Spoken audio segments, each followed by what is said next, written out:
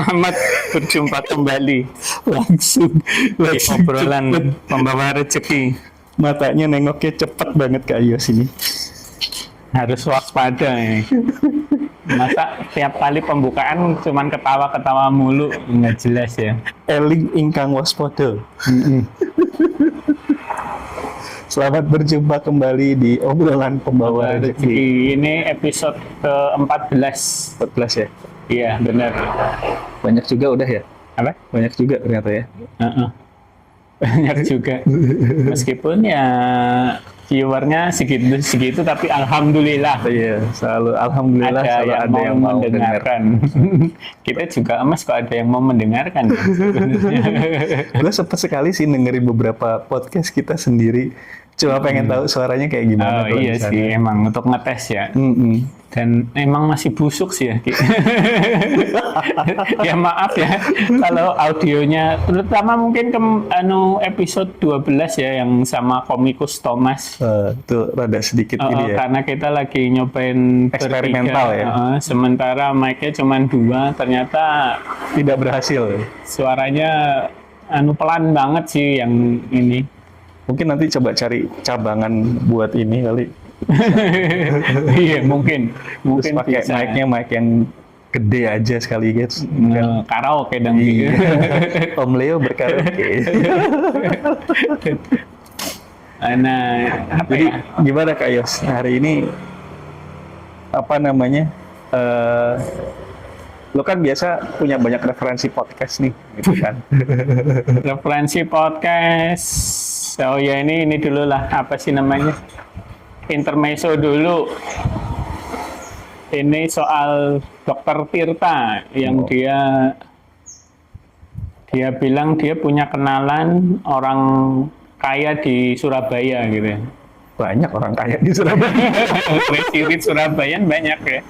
Jadi ya ini sekarang mungkin flexingnya bukan ya karena mereka udah crazy rich ya. Flexingnya udah bukan harta benda lagi tapi kesehatan. Jadi mereka yang katanya Dr. Tirta ini kaya, mereka flexingnya mereka mengikuti Ironman. Kompetisi triathlon. Iya, kompetisi triathlon yang jangka waktunya itu berapa? 17-16 jam ya. Nah itu butuh stamina tinggi banget sih. Nah, dan ya itu maksudnya untuk membangun stamina itu kan kalau kata Dr. Tirta, lu masih kerja, lu nggak bakalan bisa nyampe maksimal gitu loh. Betul. Karena lu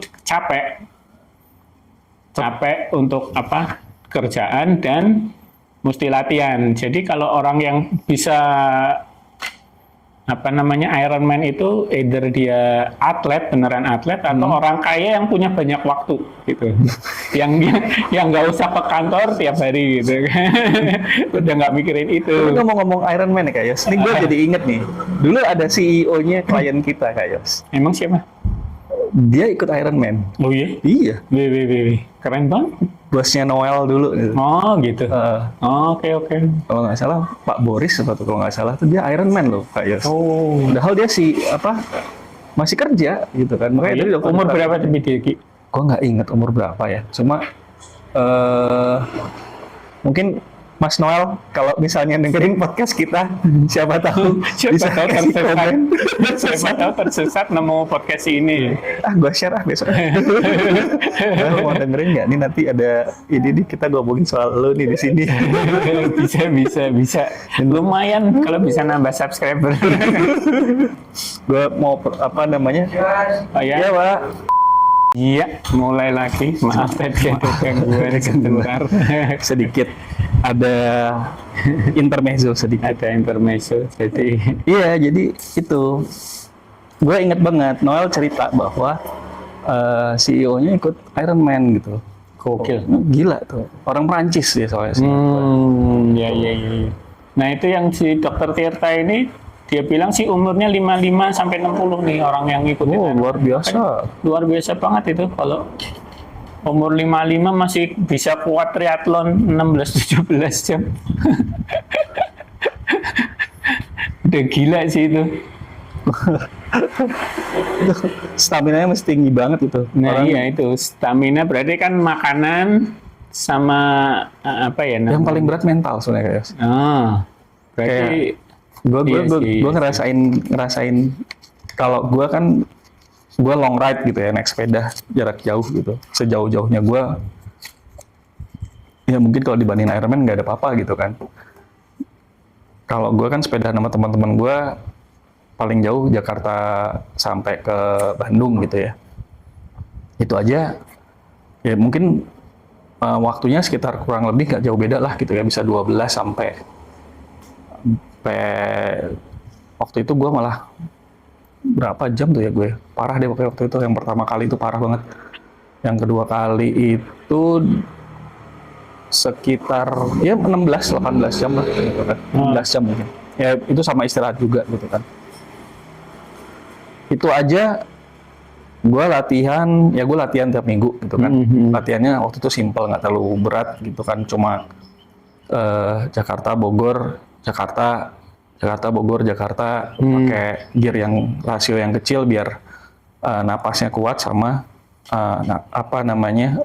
kakinya kuat juga gitu. Terus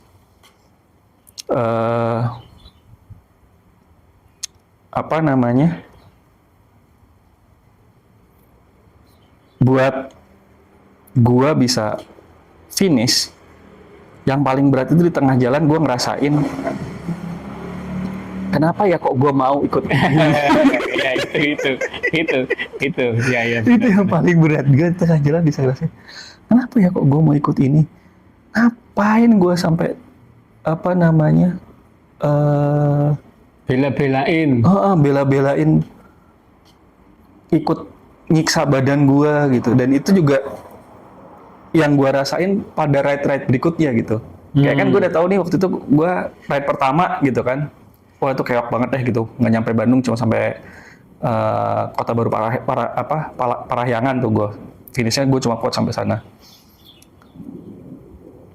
Yang berikutnya gue lagi dan gue pengen buktiin bahwa gue bisa gitu kan. Tapi di tengah jalan gue ingat dulu kemarin gue kayak gini capek banget nggak karu-karuan, kenapa gue masih mau ikut lagi? Tapi kalau dari segi reward dari ngikut itu apa sebenarnya? Kalau nggak ada? Nggak ada. Lu mesti bayar juga padahal atau gimana? Kebetulan kalau yang pertama iya, karena kan emang gue bayar buat transportasi pulangnya, buat nginepnya gitu kan, sama-sama sama teman-teman di pool gitulah duitnya lah.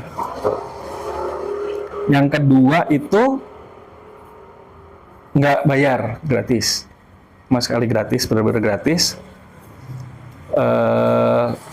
Ya gue bayar cuma buat gue nginep, terus sama gue bayar pulang kalau nggak salah, patungan Nexus buat pulang kalau nggak salah. Terus yang ketiga pun juga kayak gitu kan. Kalau yang ketiga gue bayarnya nambah karena dapat topi, dapat merchandise lah, sama di tempat istirahat dikasih minuman, kasih ini gitu kan, refreshment lah gitu. Cuma rewardnya itu ya gue ngerasa bahwa gue bisa menaklukkan jarak segini yang nggak semua orang bisa lakukan gitu. Kalau rewardnya di situ kalau gue. Iya. Benar. Dari gue sih itu sebenarnya yang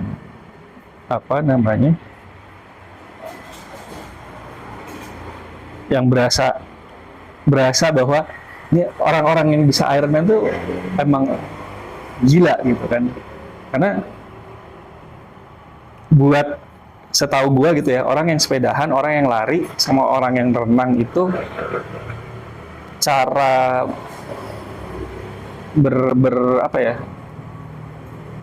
cara mindsetnya buat nyimpen staminanya tuh pasti beda gitu. Karena banyak temen gue yang lari bilang, gue biasanya naik sepedahan, gue biasa lari, tapi kok gue sepedahan boyo ya gitu. Oh iya. Ada yang biasa sepedahan terus lari, gue biasa sepedahan kuat, tapi kok lari nggak kuat ya gitu. Tuh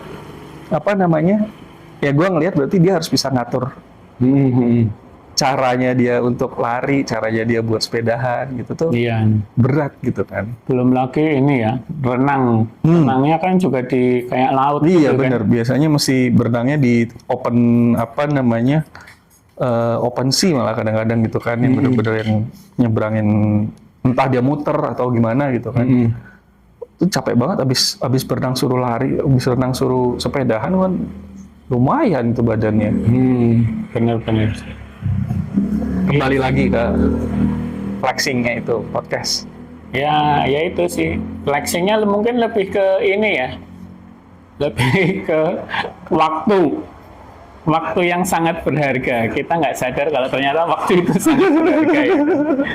Dan mereka mungkin ya melakukan hal yang mereka senangi. Ya, itu sih. Ini ada sedikit nyambung sama Apa itu loh? topik kita kemarin masalah pensiun dini itu ya. Bener-bener ya mungkin mereka gitu juga kali ya, sudah financial freedom terus mau ngapain lagi, udah punya banyak duit, banyak harta ya, gue harus pembuktian diri nih bahwa gue bisa sehat gitu ya. Ya, Iya. ya. Keren sih kayak gitu, hebat sih. dan itu berimbas juga ke apa ya, outfit kali ya. Kalau outfitnya, kalau kata si dokter Tirta sih ini ya, lu berenang di lautan terus tahu-tahu mesti lari terus sepedaan gitu, kalau outfit lu nggak cocok gitu kan bisa bikin kulit ini juga dan bisa mempengaruhi aerodinamika dan sebagainya gitu ya. Ya udah pastilah outfitnya mereka itu Emang khusus buat triathlon sih emang. itu Emang ada mahal. emang ada sih. Bahkan ya itu kan outfit lari, outfit sepedahan sama outfit berenang itu kan beda-beda gitu. Nah, yang triathlon ini emang beda lagi nih dibikin biar dia bisa lari, dia bisa berenang dan bisa sepedaan dalam waktu yang nggak harus ganti udo lagi gitu kan. Kalau buat yang nggak tahu bahasa Jawa, udo itu telanjang. Nah, terus ya itu malah nyambungnya jadi ini ke dokter Tirta. Sekarang gue jadinya kalau naruh saham ke yang ini apa namanya brand-brand sport gitu. Karena iya sih mungkin anak sekarang sangat peduli dengan sport ya, dengan kesehatan, nge-gym lah atau apalah gitu kan. Nggak kayak zaman dulu kayaknya. Emang naik banget. Iya. Terus apa sih? Kayak sepatu juga udah mulai ini kan, udah mulai memperhatikan kalau lu lari mesti gimana gitu loh. Maksudnya napaknya gitu kan harus diperhatikan juga, kalau enggak bakalan cedera atau gimana gitu. Iya sih, itu tekniknya beda-beda soalnya emang. Teknik lari napaknya gimana tuh beda-beda tuh. Nah itu gue gak belajar tapi gue melihat teman-teman gue kayaknya lu salah lu harusnya begini, oh gitu. Jadi nonton Ki di Netflix ada Apa kayak apa ya, itu ceritanya soal pengusaha sepatu pengusaha sepatu tradisional Jepang, tapi dia kepengen beralih ke sport shoes gitu. Terus dia ketemu orang jaga toko gitu yang katanya sepatu lari zaman sekarang itu nggak dibikin kayak cara berlari orang zaman dulu, padahal orang zaman dulu itu berlarinya udah bener gitu. Sebagai contoh dia ngasih contoh orang zaman purba larinya itu napak. Kalau sekarang kan kita cenderungnya jinjit gitu ya. Kalau itu katanya justru yang baik itu yang napak. Gua nggak tahu ini benar atau enggak ya. Karena mengurangi cedera lah. Dan terbukti kalau orang-orang zaman purba itu meskipun lari tapi jarang yang cedera gitu. Di Netflix, aku lupa judulnya, judulnya apa? Di Netflix apaan? Menarik ini. Ngomong-ngomong soal Netflix gitu, gue ternyata baru menemukan ada beberapa film-film yang pendek yang bahasa cuma 15 menit. Oh, kok malah 16 belum menit pernah. tuh ada belum banyak di pernah nonton. Netflix gitu. Hmm. Dan absurd gitu film-filmnya. Kayak Indonesia juga ada satu tuh. Tapi apa gitu film khusus festival atau apa kayak? Gue nggak inget. Tapi gue waktu itu gue tanda, kan gue kebiasaan gue tandain gitu kan. Kemarin itu gue lagi mau bersihin ini list gue di Netflix gitu kan. Terus ini film apa ya? Oh, film horor. Wah, oke gue nonton. Hah, cuma 15 menit gue nonton. Terus gue mau ngapus itu loh. Ini cuma 15 menit loh. Ini cuma 15 menit gitu. Cuma 15 menit. Tapi kayaknya ceritanya absurd gitu. Yang film horor yang udah sempat gue tonton itu ceritanya si cewek ini yatim piatu, nggak tahu orang tuanya di mana. Terus lagi camping. Terus sama pacarnya gitu ya. Terus ternyata pacarnya tuh genit gitu kan. Pacarnya genit. Flirting sama cewek lain. Terus dia marah lah gitu sama si pacarnya ini. Saking dia marahnya, sampai dia keluar suaranya kayak siren tuh Iya. mermaid yang suaranya pitch gitu. Terus kakinya ngadep ke belakang, muter kerrrr, gitu. Terus di hutan itu, terus dia lari. Jadi dia mundur. dia mundur.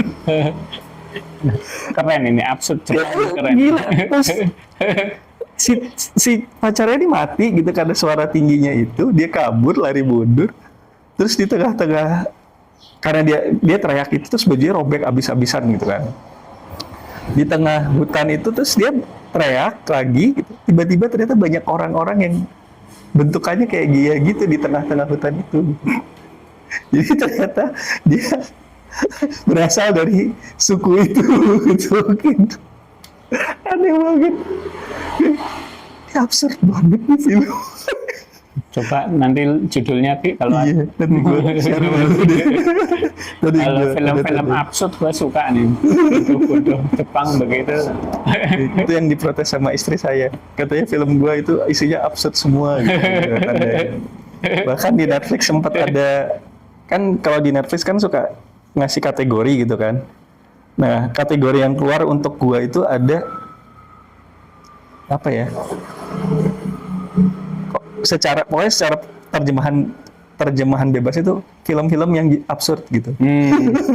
Terus temen gue pada lihat, gila lu ya, kok ada khusus kategori gini gitu. Oh, film lu gak bener banget berarti yang lu tonton. gue baru gue jadinya sadar gitu. Iya ya, masa sih segitunya gitu. Nah, apa? Ngomong-ngomong film Jepang juga, kalau kalian mau nonton film gratis online ya, ada di JFF. Oh, Japan Festival, Film Festival. lagi gratis sekarang online. Online selalu gratis sih, Ki. Oh, Cuma lu mesti daftar dulu gitu kan, register, login gitu lah. Oh, Tapi ya beda-beda tiap bulan, filmnya tiap bulan gitu beda-beda. Oh. Jadi kayak kasih waktu sebulan gitu lah. oh gitu. Iya, tapi lumayan sih, banyak yang bagus-bagus juga gitu. Jepang tuh sebenarnya filmnya menarik kok menurut gue. Iya sih.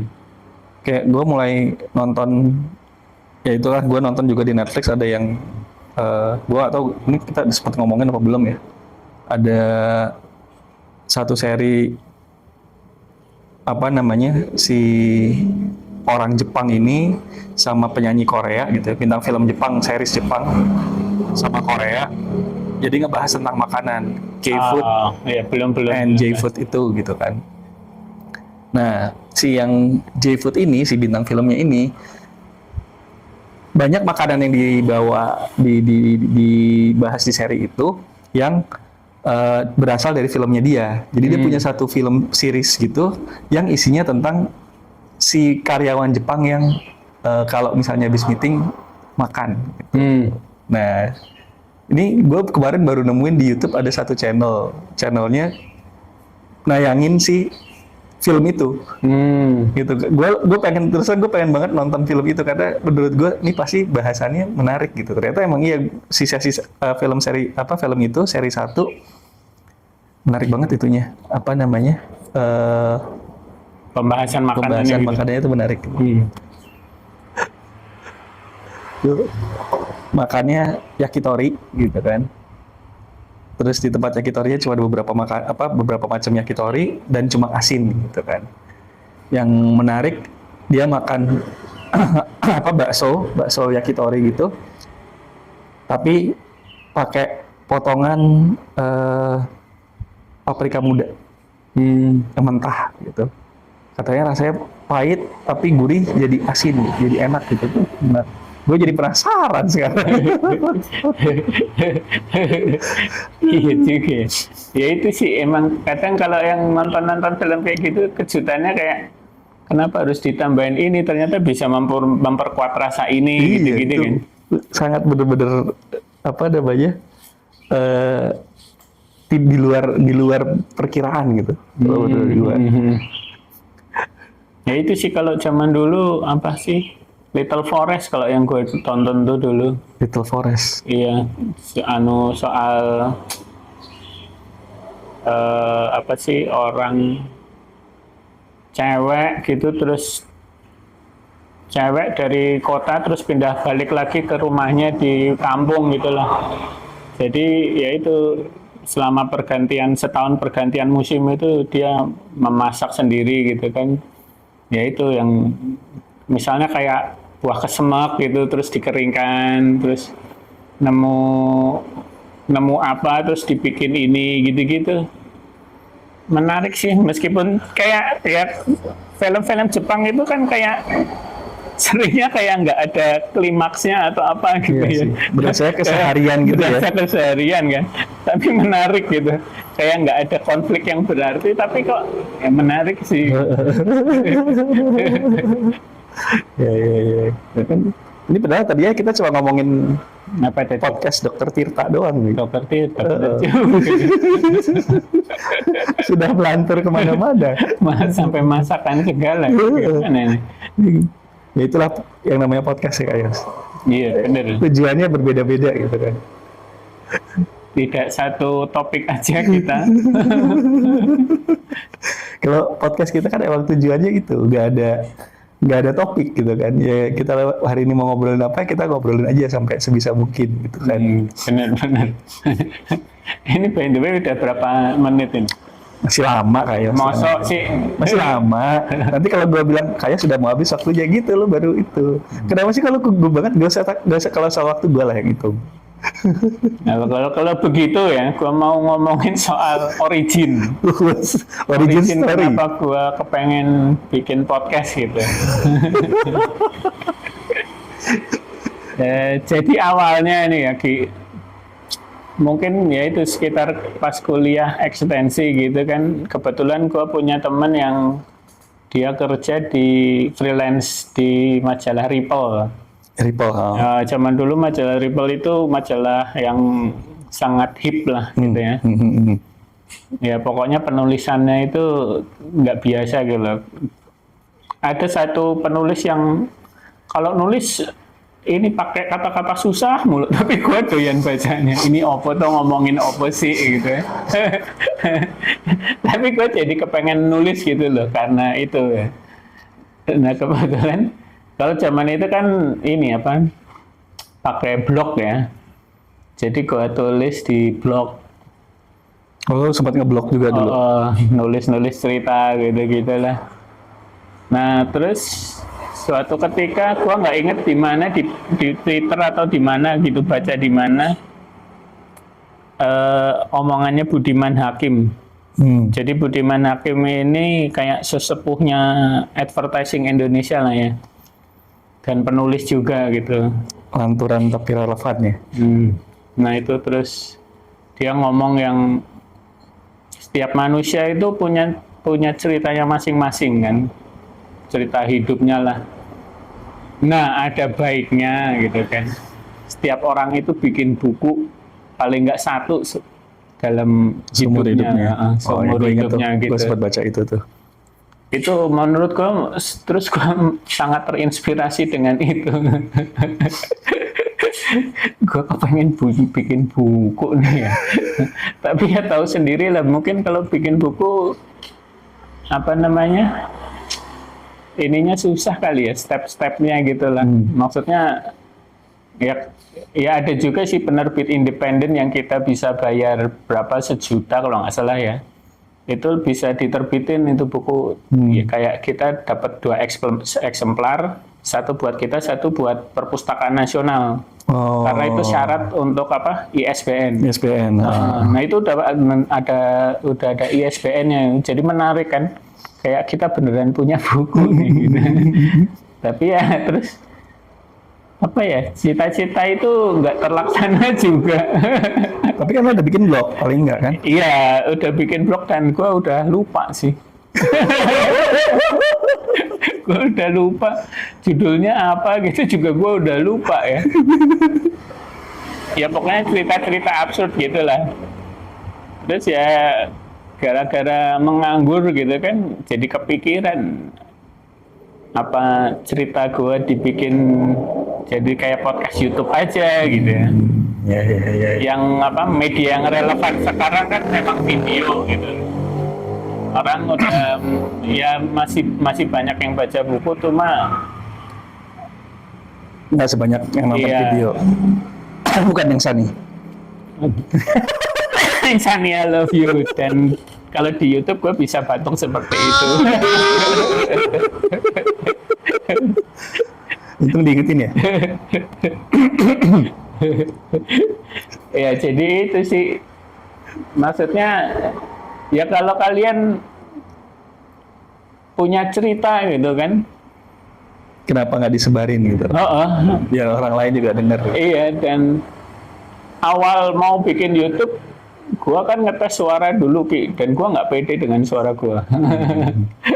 Dan mungkin relate sama omongannya Thomas gitu loh, kok gua beda gitu ya kemarin gitu kan. Iya sih, karena gue mencoba hal baru gitu. Gue jadi beda. Yang gue nggak biasa ngomong, tahu-tahu harus ngomong gitu kan. Iya. Nah ini mungkin biar konteksnya jelas gitu kan. Jadi kemarin abis rekaman recording sama Thomas gitu kan. Thomas subscribe segala macam, dia dengerin kita punya podcast gitu kan. Thomas kan emang nggak interaksi sama Yos juga belum banyak gitu kan. Begitu abis dia ikut podcast kita, berikutnya ngobrol-ngobrol sama Yos santai biasa, Thomas ngerasa kayak emang Yos tuh orang yang berbeda gitu di depan mic sama di Itu. balik mic gitu, apa di depan mic sama kalau nggak lagi off mic gitu. Iya, bener sih. Dan menurut gue sih itu perbedaan yang baik sih ya. Maksudnya gue belajar ngomong sih. Ya karena kan gue introvert ya. Gue introvert, sama hal-hal yang kayak ngomong gitu sama sekali nggak pede gitu. Jadi untung ada media seperti ini, jadi sekarang lebih gampang ya. Nggak lebih bisa membuat lo untuk bisa lebih terbuka sama orang gitu kan. Iya. Lo bisa ngomong tanpa lo harus ngeliat audiens lo gitu kan. Iya, dan iya lebih gampang gitu. Kalau zaman dulu kita mau ngomong-ngomong gini kan mungkin kita harus jadi penyiar radio dulu paling nggak gitu ya. Penyiar radio, benar. Bisa sih sebenarnya bikin rekaman sendiri gitu. Isinya nggak jelas, pakai kaset terus disimpan, terus kita dengerin sendiri. Nah kalau ini kan paling nggak ada ininya ya, manfaatnya gitu. Kalau ada orang yang mungkin dengar terus terinspirasi, wah kita senang banget nih, bakalan senang banget. Boleh tuh tulis di komen kita apa namanya, entah terinspirasi dalam hal positif ataupun negatif.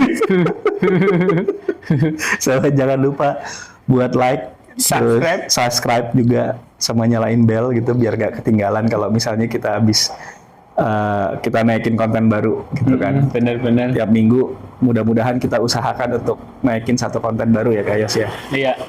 Satu obrolan pembawa rezeki yang baru. Bener. Gitu. Biar, kalau gue sih biar gue konsisten belajar aja sih ya. Serius banget. Biasanya kalau udah mau selesai, Sunny, I love you tetap. soalnya gitu, biasanya kalau mau selesai emang jadi serius gitu kan. Kalau belum mau selesai itu belum serius, pasti masih ngomongannya nggak jelas. Tuh. Berapa nih? Udah lewat waktunya. Udah lewat. Sama kepotong tadi ada orang. Oh iya, kepotong tadi lama juga ya. 2 menitan kali ya. Oh, 1 menit, 2 iya, iya. menitan. Ya cukup lah kalau gitu. Nah mungkin, kalau dari point of view-nya Mas Oki nih, Kenapa bikin podcast ini? Ya, gue selalu ngerasa tertarik kalau gue ngobrol sama Yos, gue selalu terhibur gitu. Kalau gue ya, dari point of view gue gitu, gue selalu ngobrol sama Yos, gue selalu terhibur gitu. Dan menurut gue kenapa nggak gue bagiin ini buat orang-orang, siapa tahu mereka juga terhibur gitu dengan obrolan gue dengan Yos gitu. Nah itu benar-benar. at least membagi yang bisa kita bagi lah. Karena gue masih belum bisa membagi sesuatu hal yang sangat apa ya, yang bisa mempengaruhi dunia gitu kan. Ya at least gue mau coba sesuatu yang bisa gue bagikan gitu kan kepada orang-orang, mungkin membagikan cerita-cerita humor atau apa gitu yang membuat orang-orang lebih ya happy lah gitu dengan betul. Sama saya mengejar Paneng Platinum siapa tahu. Jadi masih 994 subscriber lagi tunggu untuk kita dapat silver button dan bisa baru monetize. silver ya. Tujuannya Platinum loh Yos. Sani, I love you. Banyak banget ininya. Kalau gitu mungkin kita sudahin aja Kak Yos. Iya. Karena waktunya sudah cut off time-nya sudah lumayan gitu kan, daripada yang mana mengapa nanti teman-teman bosen. Benar. Jangan sampai subscriber kita yang ada 6 terus unsubscribe gitu kan. Jadi kita ucapin terima kasih buat teman-teman yang udah mendengarkan omongan kita. Semoga bisa ketemu lagi di episode selanjutnya. Gitu. Amin. Kalau gitu, gua coba matikan dulu recordingnya.